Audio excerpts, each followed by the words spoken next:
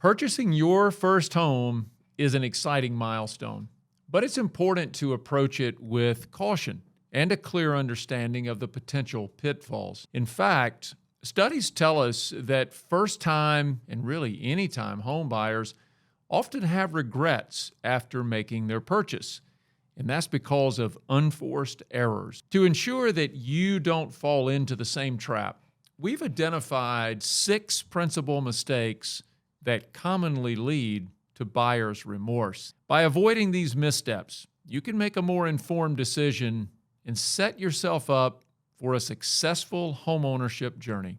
Stay tuned.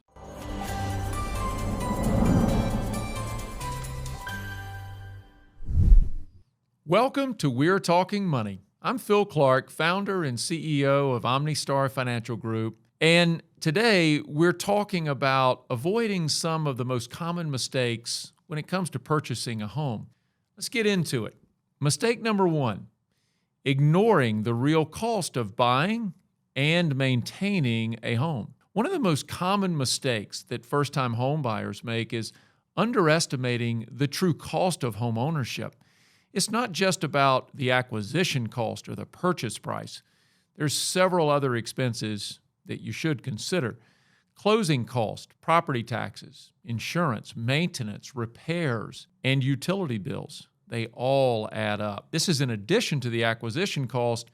This can lead to financial strain and frustration down the line. To avoid this mistake, it is essential to create a comprehensive budget that includes all of the associated expenses of owning a home. Consider the mortgage payments and potential repairs and ongoing maintenance. Factor in unexpected costs as well, such as emergencies or maybe even a change in your financial situation. By being financially prepared and having a clear understanding of the actual cost of home ownership, you can avoid what turns out to be unnecessary regret. Mistake number 2, failing to get your credit in tip-top shape. Since I was a child, talk of a good credit score was always popular. After all, the higher your credit score, the lower your borrowing cost, especially when it comes to a mortgage. Now, a good credit score is even more important when we're in a high interest rate environment such as we are in today. Boosting your numbers is never out of reach, but it does require a few things. Make sure that you pay all of your credit cards or other debts on time. Cover the full balance each month when it comes to credit cards, and don't start canceling open cards just because you don't use them. Many people will tell you, if you don't use the card, cancel it. I'm going to implore you to avoid that, as it is a mistake. The reason being, your credit history is one factor that contributes to your total score. Unless those unused cards are charging a large annual fee just for having the card, keeping them can actually help your credit score. And be willing to request a free copy of your credit report. Review it and dispute any errors. Another way to keep your credit score in great condition is avoiding too many credit inquiries. Remember, every time you apply for new credit, your score can be affected. Mistake number 3, buying a house that you cannot afford. Now, some of you might be saying, well, that's a foolish thing to say. Surely that's not a mistake. Many first-time home buyers just can't say no. They get into this thing of buying a house and they have to do it. And saying no just seems like the worst thing in the world. We see it all the time. You find a house, but it costs more than what you budgeted. Then comes the reasoning or the justifying. Sure, the house costs more than you planned to spend, but it's perfect. It's just what I wanted. All of these things are part of the reasoning or that justification process. Don't fall for that. What's wrong with a slightly larger mortgage? Well, let's think about that for a minute. Taking on a larger mortgage than you can truly afford can cause longer-term problems, larger payments, and a larger down payment. When life happens, any discretionary dollars, they can quickly vanish, And when monthly payments have exceeded certain amounts, they vanish even faster. Your monthly payment should never be more than about 30% of your take-home pay.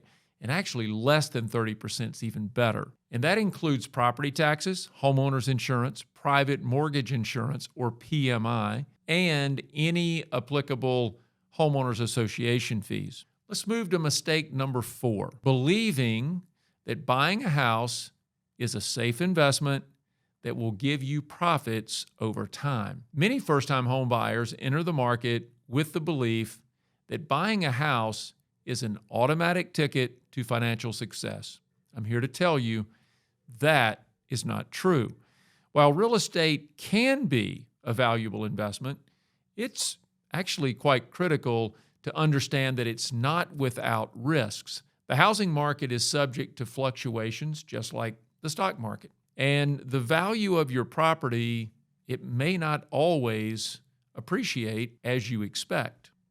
Now, to avoid this mistake, it's very important to approach home ownership as a long-term commitment rather than a short-term investment. Consider factors such as your financial goals, the stability of the local housing market, and your personal circumstances as it relates to your inflows and outflows. Home ownership can offer a lot of financial advantages, and it's wise to diversify your investment portfolio and not rely solely on stocks or one kind of investment, but you also don't want to rely solely on the appreciation of your property. Mistake number 5, buying a house just because buying is better than renting. There's a widespread misconception that buying a house is always superior to renting. Why should I pay rent when I can get a mortgage payment for a similar amount? Wouldn't it be better to have equity in something like a home, something that's growing in value? Maybe, maybe not. This is not a one-size-fits-all scenario. And individual circumstances and financial goals are specific to them.